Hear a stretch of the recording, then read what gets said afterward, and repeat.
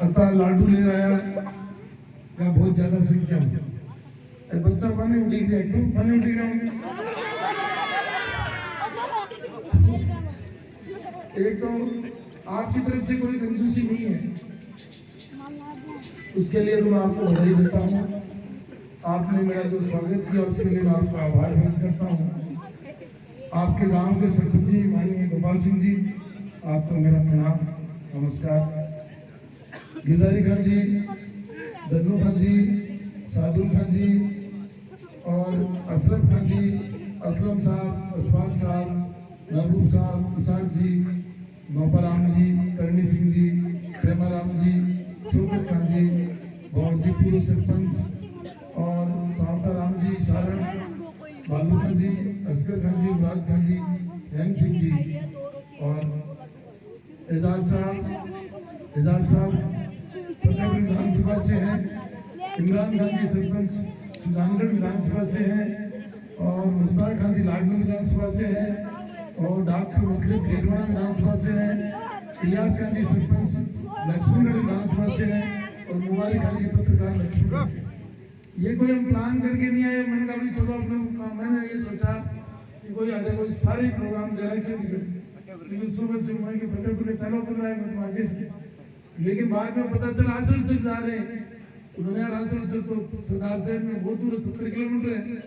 तो आज आपके बीच में आकर के मेरे को बहुत अच्छा लगा।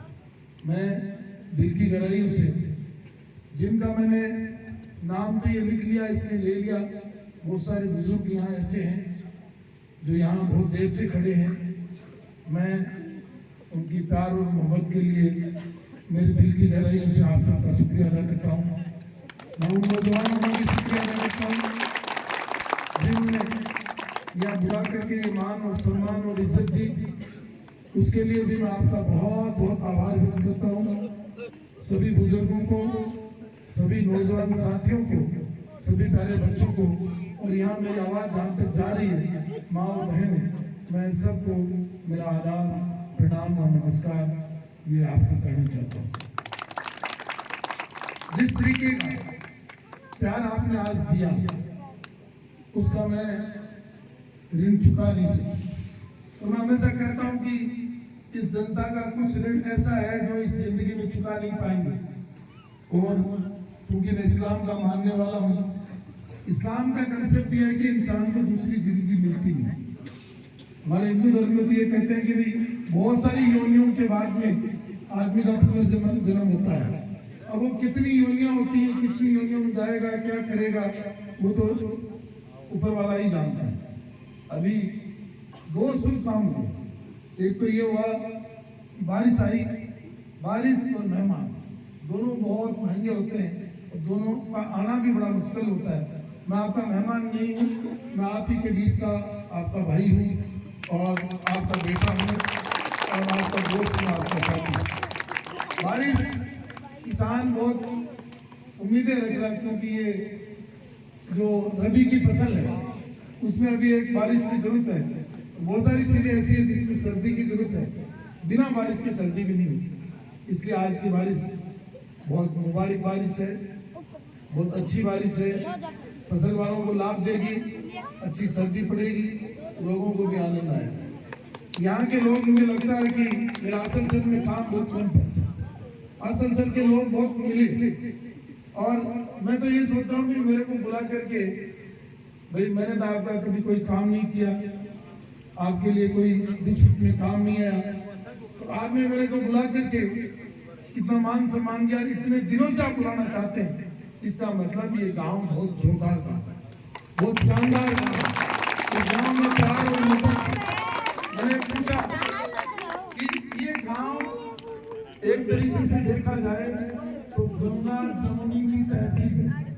हिंदुस्तान के अंदर जो लोग इस हिंदुस्तान में रह गए, धर्म के आधार पर इस देश का बंटवारा हुआ, पाकिस्तान और हिंदुस्तान अलग अलग बने, उसके बाद में बांग्लादेश बना। लेकिन जो लोग यहाँ रह गए वो इसलिए नहीं रहे कि वो किसी धर्म के मानने वाले थे, उनको इस जमीन से मोहब्बत थी इस जमीन से प्यार था और इस जमीन के प्रति उनका जीवन समर्पित था, इसलिए वो यहाँ रहे। आज 1947 के बाद में बहुत सारे बुजुर्ग तो इस दुनिया से चले गए। हम तो आजादी के बाद की उपज है और आजादी के बाद में भी बहुत वर्षों बाद 1964 में जन्म हुआ।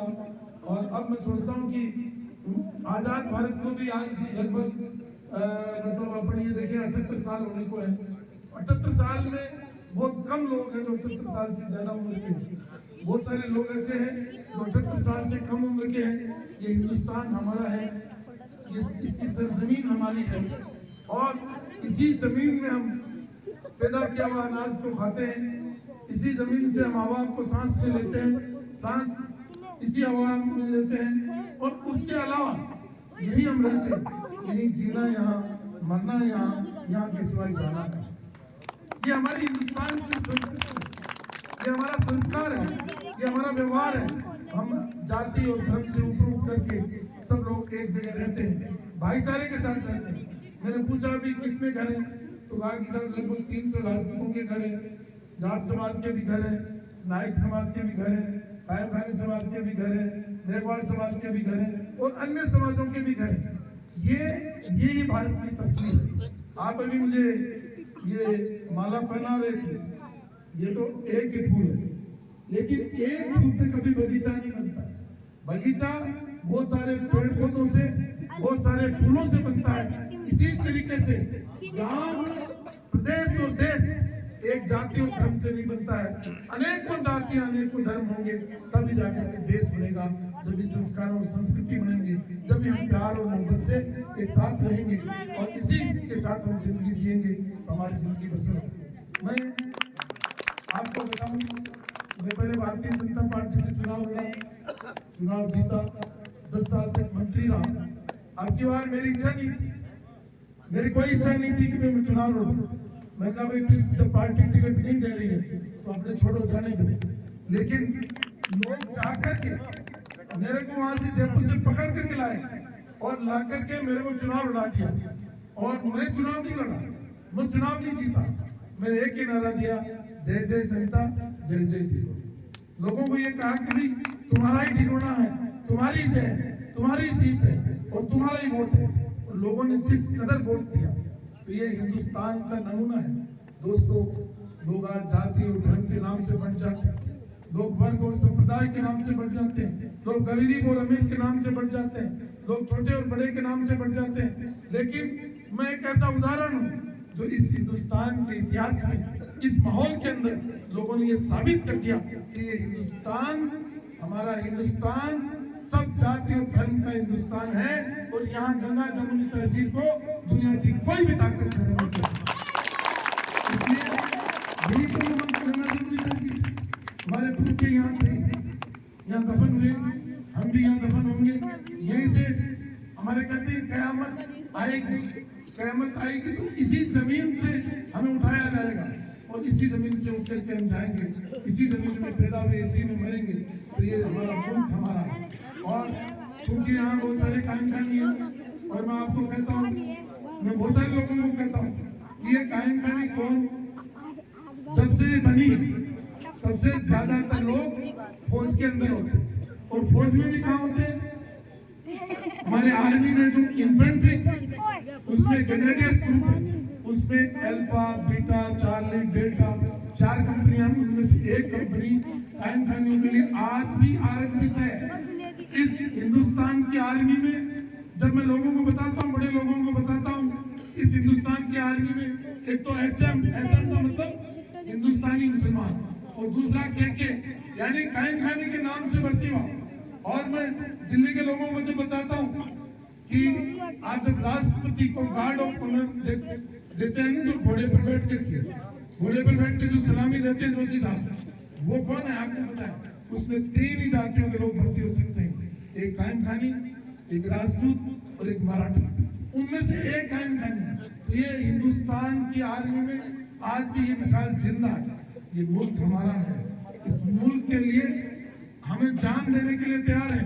जब आपको ध्यान हो 1971 की जब लड़ाई हुई तो उसके जब उस लड़ाई में जो हमारे कैंडिडेट्स को सबसे आगे लगाया गया तो लोगों ने सोचा कि सामने वाले भी कायम खानी है, पाकिस्तान की तरफ से जो लड़ रहा है वो भी कायम खानी है, और जो हिंदुस्तान की तरफ से जो आगे लड़ रहा है वो भी कायम खानी है। देखते हैं ये दोनों क्या करते हैं। लेकिन मैं आपको आज बहुत ही गौरव और गर्व के साथ कह सकता हूँ, एक भी इंसान ने पीठ में गोली नहीं खाई, सबने सीने में गोली खा करके इस हिंदुस्तान को जीत दिलाई। ऐसी कौन